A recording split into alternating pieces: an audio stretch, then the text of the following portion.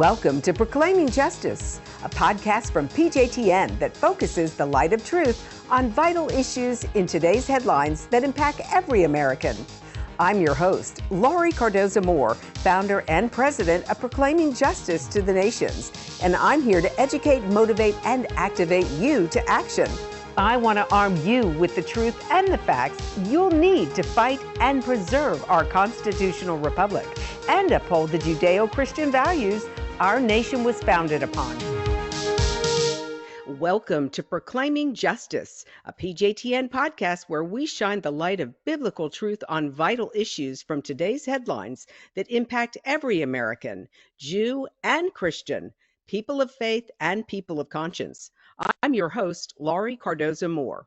If you missed the last episode of this podcast, you will find it and our previous podcast lineup on our website at pjtn.org, as well as all the other platforms that you use to access your favorite podcasts. On this week's podcast, I have invited former U.S.-Israeli Ambassador Yoram Ettinger to discuss the crisis in U.S.-Iranian negotiations. Ambassador Ettinger served as the Consul General to Israel to the Southwest in Houston, Texas. He is one of the foremost thought leaders on U.S. education and American history. Additionally, I have interviewed Ambassador Ettinger on several of our award-winning Focus on Israel programs and our PJTN Past podcasts. If you have not seen these programs, you can view all of our past episodes at pjtn.org. I also want to remind you that it's important for you to listen and share this and all of our previous podcasts with your family and friends so that they can become more informed about this and other related issues that threaten our republic and the state of Israel. So please remember to like and share. Ambassador, welcome to Proclaiming Justice. It's a great honor to speak with you again, sir. Thank you. It's my pleasure and my privilege. Thank you very much. So you are one of the foremost speakers and writers on American history and the Hebraic influence on our nation and its founding, as well as the role Jews have played historically in America's greatness. But today, I would like to discuss the current negotiations crisis we are currently facing in the U.S. with Iran and what it will mean for Israel if not executed wisely. Let's begin by addressing Western negotiation tactics with Iran being executed without historical context. I think this is a huge problem. We talked about this before we came on the show, of a lack of education with regards to Iran and our history with Iran. Ambassador, what is the historical relationship between the United States and Iran? Well, the issue is not merely U.S.-Iran relationship, but the issue which represents the major shortcoming and even self-destructive feature of U.S.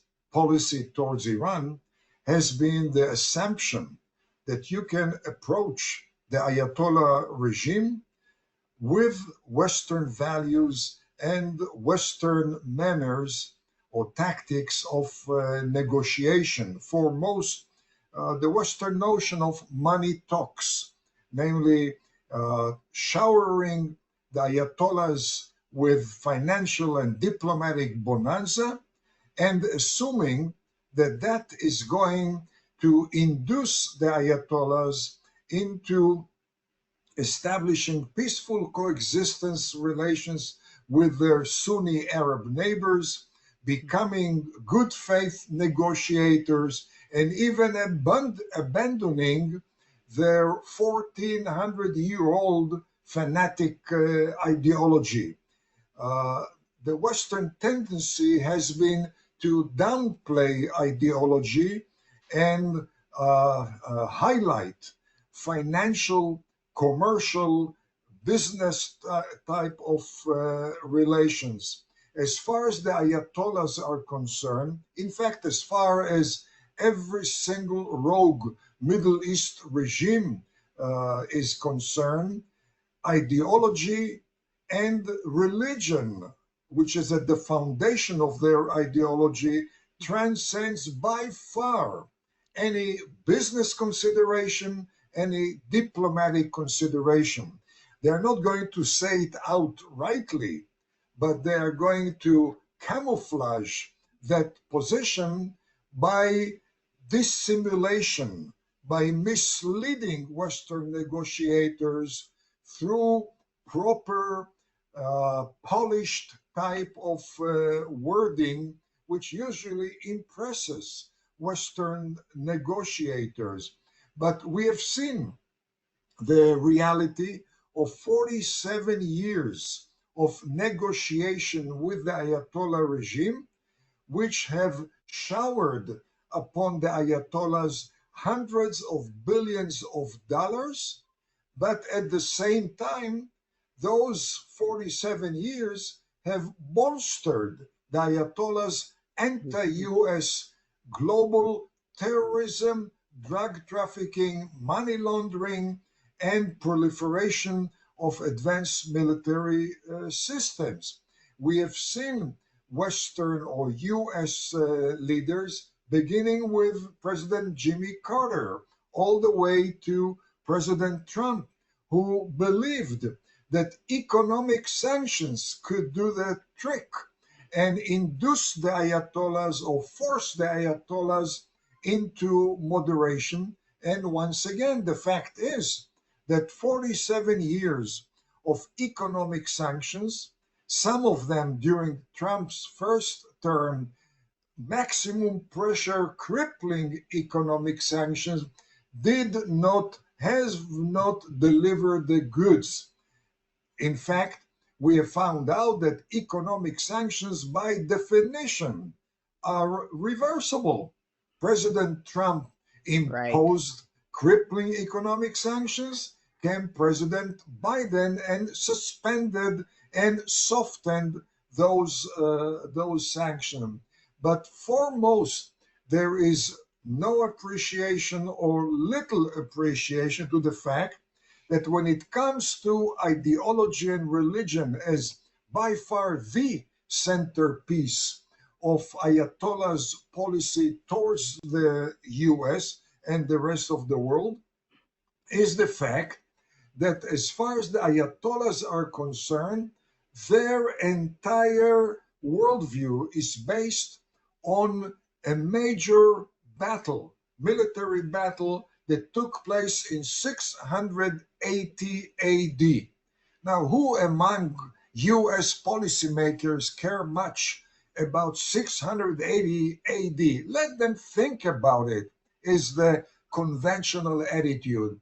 But we fail to realize that 680 AD battle, which started the ongoing battle between Shiite Islam and Sunni Islam, is not only still raging, but it is commemorated every single year through parades, public processions in every single Shiite center, be it in Iran or Iraq or Lebanon or in Chicago or Los Angeles or New York or Paris and London, where Shiite Muslims, male, walk bare-chested, holding iron bars, flagellating themselves until they bleed in order to make sure that they don't lose sight of the significance of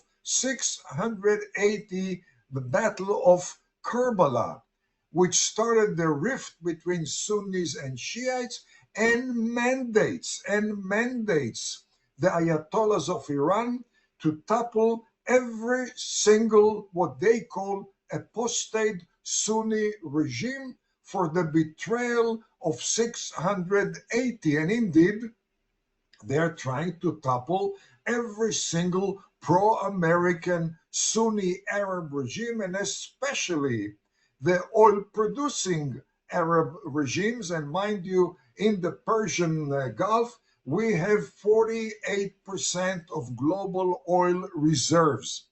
And once Mhm. they succeed, and it could be around the corner if allowed to, once they succeed, the Ayatollah's regime of Iran could control 48% of global oil reserve, and one doesn't have to be an economist to realize the implications on U.S. economy, on the price at the pump, etc.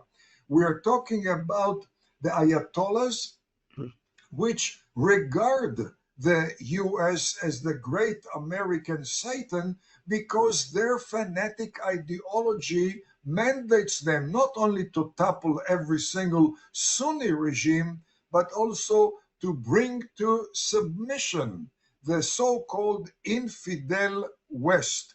And the fact is that the Ayatollahs have been entrenched, I would say deeply entrenched, in Latin America since the early 1980s. They took over control of Iran in February of 1979 and right away moved beyond the Gulf, beyond the Middle East, beyond Africa, straight into what they call the soft underbelly of the United States. And the reason they do that is not because they want to topple the governments of Chile or Colombia or Panama, because they want to bring the great American Satan to submission, and they are very patient. They do it gradually. They have established very close collaboration with every single drug cartel in Mexico, Colombia, Ecuador, Bolivia, Brazil. They are responsible for much of the drug trafficking into the US through the border of Mexico. They have provided the drug cartels of Mexico with equipment to build underground tunnels into the USA. They've provided them with the Predator unmanned aerial vehicles, which they have developed in Iran, among the top of the unmanned aerial vehicles available anywhere in the world. They've also established very, very close collaboration with Venezuela, and they view Venezuela as a stepping ground into the US, already establishing a very, very proliferated network of sleeper cells in the United States. The bottom line is that any assumption that the venomous octopus in Iran can be dealt diplomatically through negotiation has nothing to do with reality. It has to do with alternate reality. Mm-hmm. Moreover, the very noble goal of putting an end to wars, which is the goal of President Trump, for which he should be commended.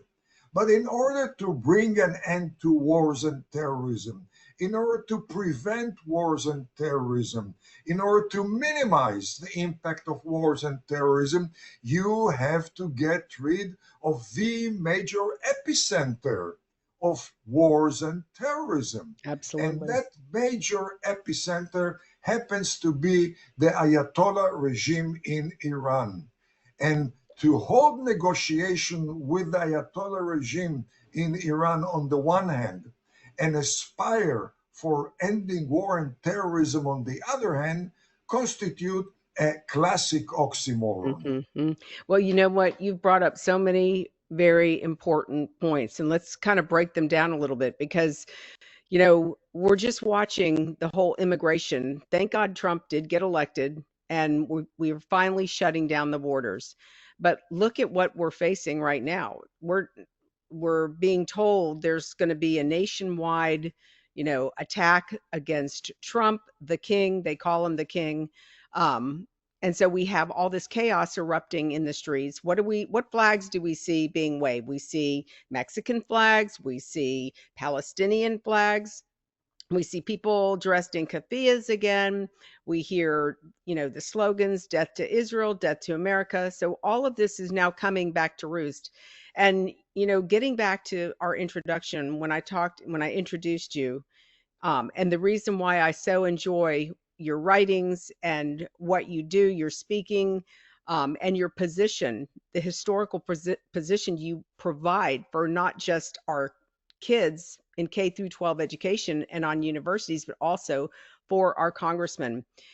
We don't teach, and you know this better than most, that Pearson Publishers has been indoctrinating our children with pro jihad, pro Islam content for over 13 years that we know of.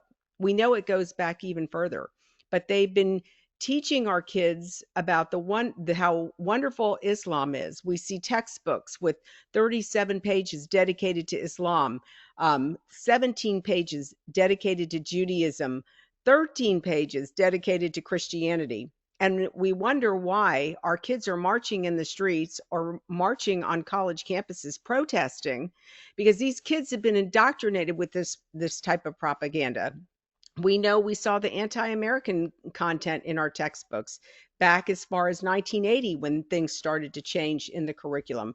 We have done a complete disservice to this country. We have young people who are now serving as aides in Washington, D.C. And I will tell you this from firsthand knowledge, trying to get meetings with members of Congress to show them the influence of Qatar. We know Qatar and Iran are working or collaborating together, trying to get them to even arrange it for me to meet with the elected official to show them the evidence that we have been able to compile. And I'm being told there isn't a problem. Qatar isn't a problem with education. I mean, and I look at these kids and I think you're a product of the environment we put you through in public education, whether it's K through 12 or higher ed. We have elected officials who do not know and understand this history. You're talking about a battle that goes back to 680 AD. And when you ask, if you were to ask a student, even a higher ed student, what happened in 60 AD, they'll look at you like, what are you talking about? They won't even be able to communicate that history because we're not teaching it. And this is why what you are doing is so critically important. To me, it is so important that our national security counts on your success when you come here, when you write, when you speak with elected officials. Because, I would hope that our president would know the history of Islam and that they would know, the tactics. In fact, Yoram, what is the strategy within Islam, with the Islamists, that that is helping to fuel this this division between America and even Iran right now? Because I don't think most people understand taqiyya.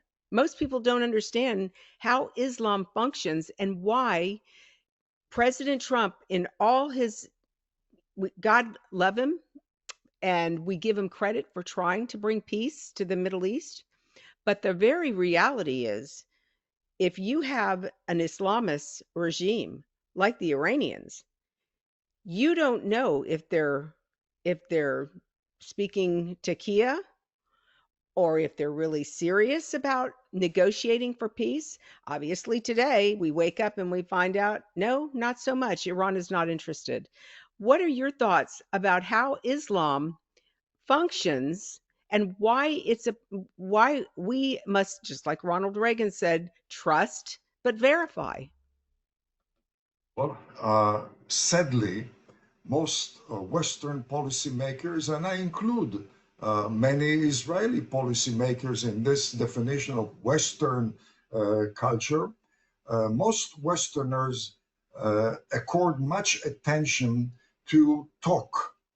They talk with Iranians, they talk with Palestinians, they talk with Qataris, they talk with the Houthis, and they are usually very impressed because those people are not fools.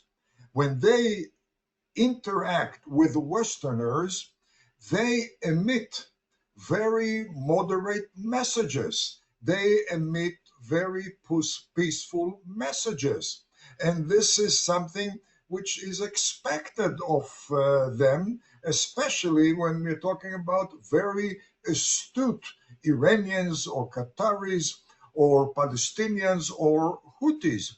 The issue is that most Westerners tend to take talk for walk, and they don't invest sufficient time to study the walk. And the walk, for instance, has to do with what you were talking about, education system. I don't know of more authentic reflection of who you are, of who am I, than what we teach our younger generation, our children and grandchildren. That which we teach them reflects most authentically our own worldview, our own vision. And when I hear Israeli or American policymakers interacting with Palestinians or Iranians or Lebanese or Houthis, interacting with them before they ascertain that hate education is uprooted, I'm very frustrated, because who cares about moderate and peaceful messages by Ayatollahs of Iran towards the USA if the Ayatollahs' education school curriculum K through 12 is intact? And the school curriculum in Iran, just like the school curriculum in the Palestinian Authority, does educate the kids K through 12 to hate and aspire for the elimination of the rival of the enemy, which could be the infidel West, which could be the infidel Jew or the infidel Baha'i or the infidel Christian or infidel Hindu. When I hear Americans and Israelis debating about the new leader in Syria, does he really mean that when he says, I want to establish peaceful relations with Israel in return for Israel's evacuating so-called occupied territory? I ask myself, don't they understand that before even emitting one word with that new leader, there should be a precondition? You want to talk with us, President of the US, leaders of Western Europe, leaders of Israel? Great, we welcome it. But in order to qualify, you have to uproot hate education from your Syrian schools. You have to Amen. stop. You have to stop hate sermons in your mosques. You have to stop hate messages in your official media. Once you do that, then you'd absolutely qualify for our utmost trust. You But are to negotiate with the Ayatollahs ahead of them uprooting the education system only serves the Ayatollahs. And here, right. one reminder: in 1978 through February 79, the founder of the Islamic Republic in Iran, who is perceived until today to be by far the supreme leader, the supreme inspiration, Ayatollah Khomeini, was in exile in Paris, and he flooded President Jimmy Carter and the State Department with peaceful messages. He did it through the US ambassador in France, where he was in exile.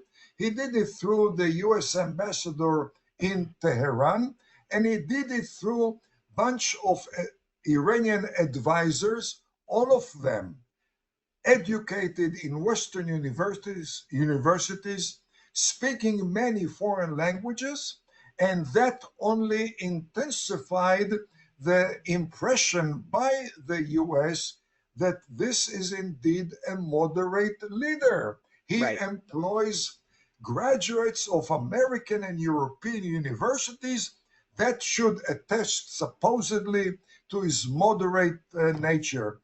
He impressed upon them that he is so anti-communist that would make him amenable to very positive relations with the US. And 10 days before his return to Tehran, assuming power in Iran, President Jimmy Carter hosted bunch of global leaders in the island of Guadeloupe, and his message was the new leader of Iran, Ayatollah Khomeini, is going to be pro-Western, anti-Soviet. He's going to be preoccupied with tractors, not with tanks.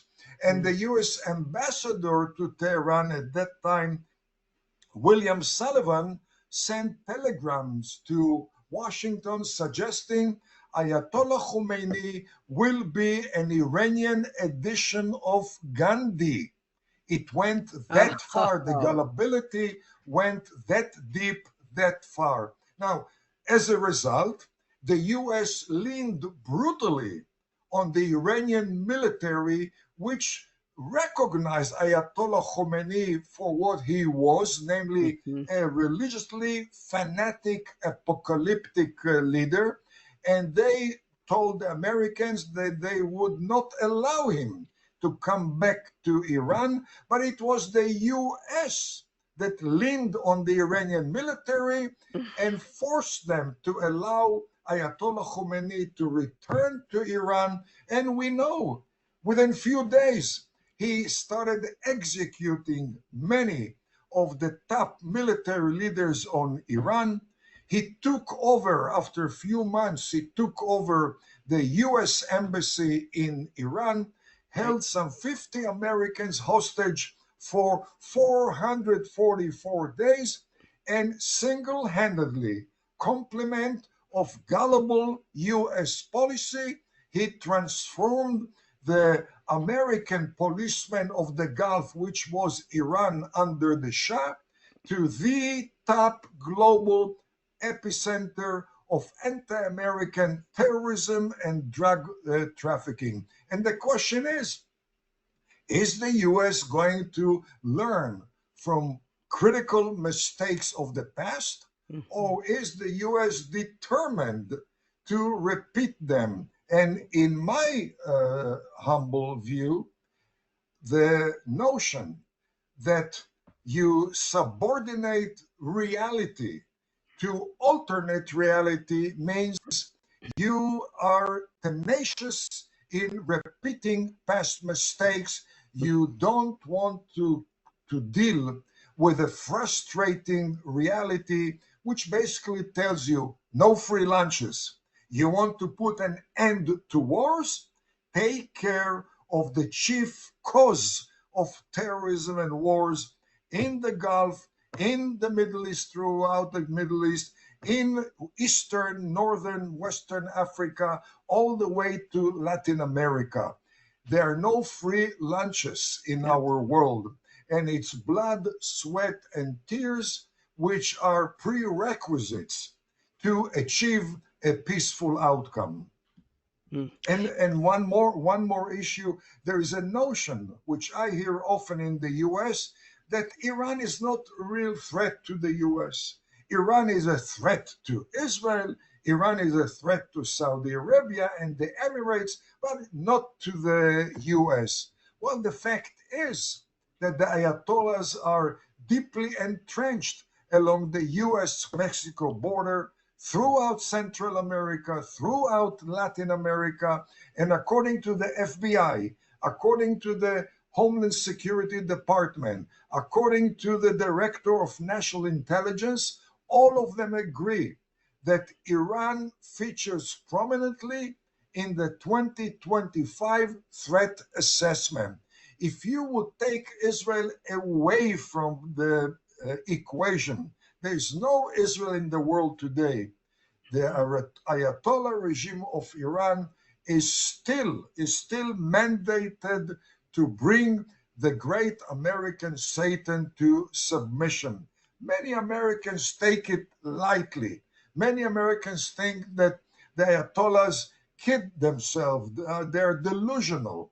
But when the Ayatollahs Mhm. look back at 79, when they took over control of Iran and were a second or third rate global power, and then look at themselves in the mirror 2025, when they have surged to become a major global military and political power, why would the Ayatollahs be anything but very enthusiastically optimistic about the capability to bring American to submission?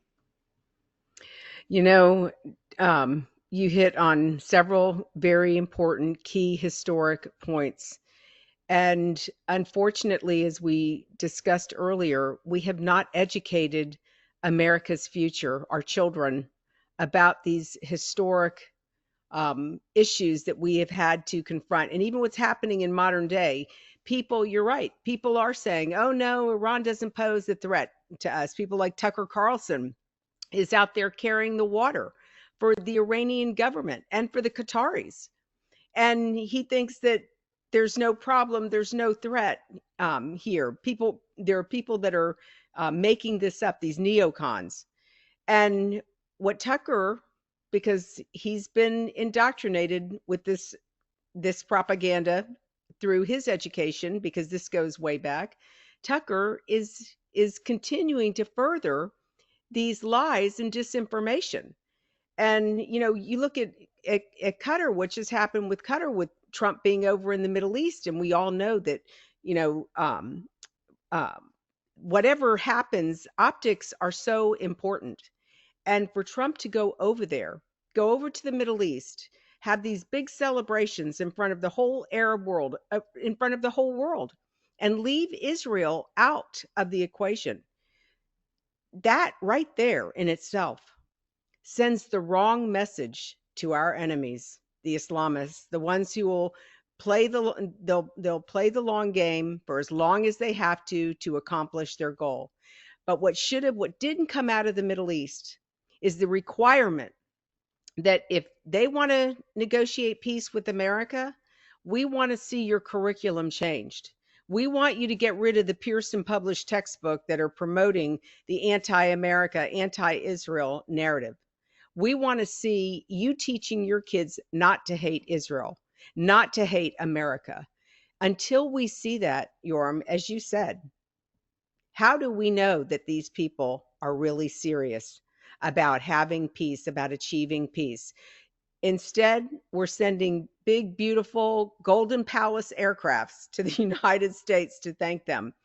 The optics are not good.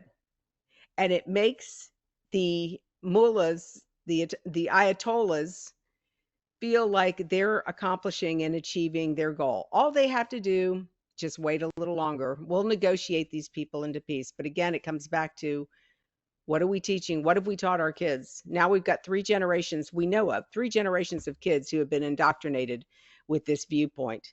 And thank God for governors like Governor DeSantis, who has addressed this issue. He took this issue on years ago when we brought the textbooks to his attention as to what was being used in the state of Florida. And he took action. He got rid of those textbooks. He got rid of Common Core, the platform. But, you know, we've got a lot more work to do. And history is such an important part of telling the truth, telling the narrative, to change the mindset, and to see the different policymakers that will be coming up through the education system who have been impacted with this truth, who understand the history behind what's going on. So, Yoram, I know we're getting close to the end of our program. I want to just ask you, in closing, are there any final comments that you would like to speak to our audience about how critically important what's happening in with the United States and its negotiations with Iran, how critically important that is? And is Qatar collaborating with Iran? Well, there's no doubt. If you again pay attention to the Qatari walk and not so much the Qatari talk, you find out that Qatar is the number one financial backer of the Muslim Brotherhood, which since 1928 has aspired to topple every single national Muslim government, establish a universal society based on Islam as the only legitimate religion, divinely ordained legitimate religion. And Qatar is funding that movement, which has terrorized every single pro American Arab regime. And then comes the number one goal after establishing that religion, to bring the Western infidel to submission. Then Qatar is also a major media power. Al Jazeera and other outlets which have promoted the anti-US, anti-Western, and pro-Islamic terrorism messages.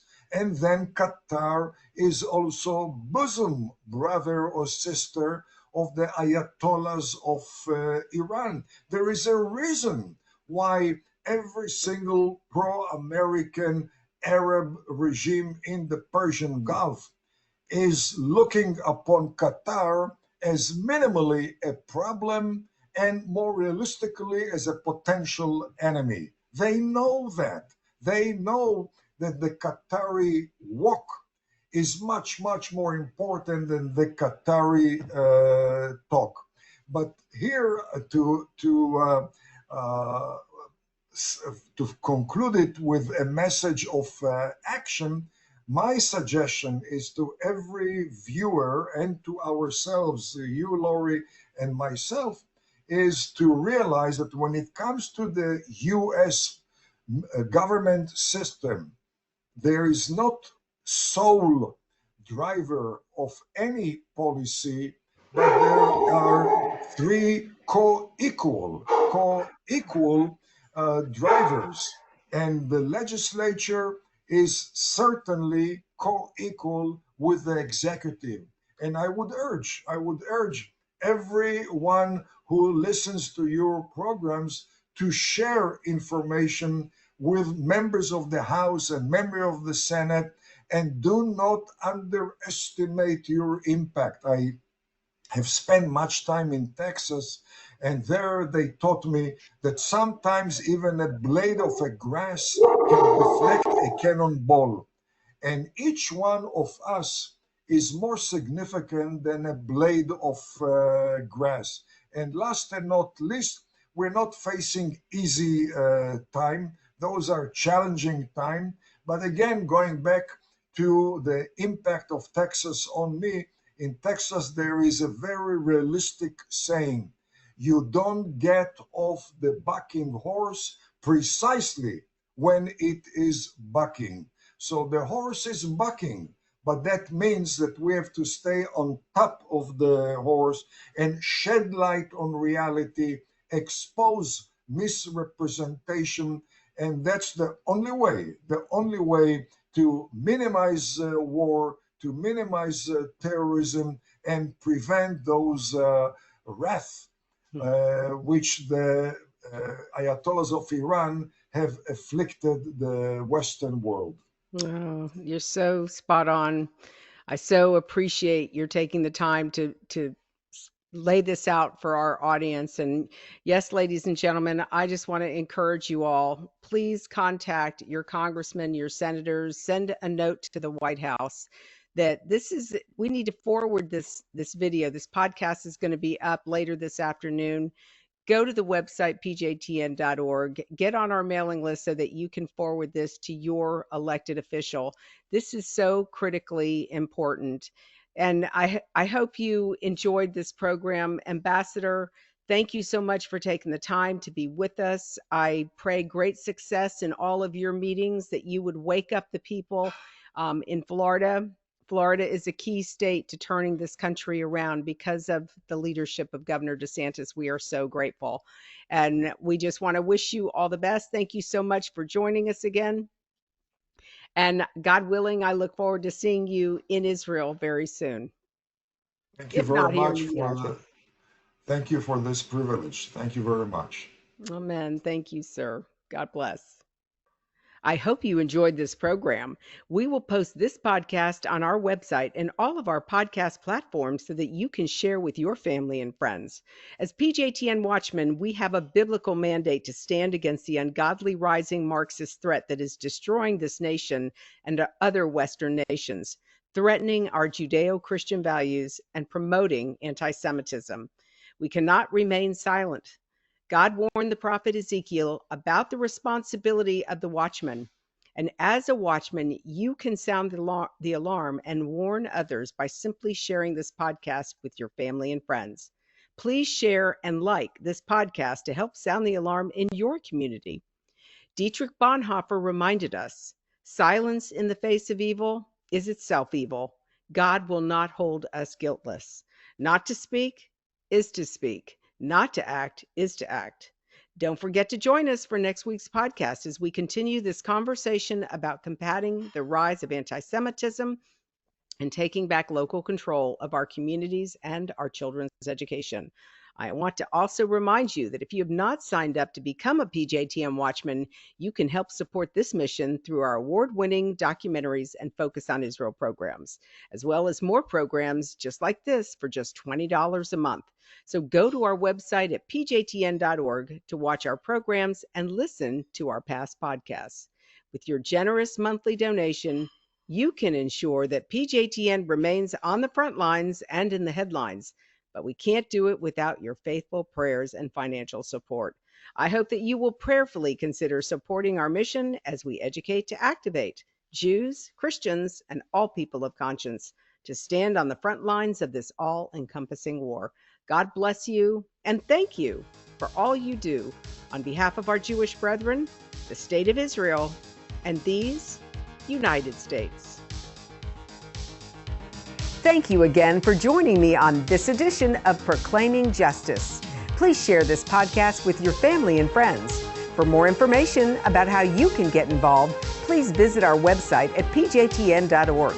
As a PJTN Watchman, you can help us keep up the fight to preserve our freedom for our children and their children for such a time as this.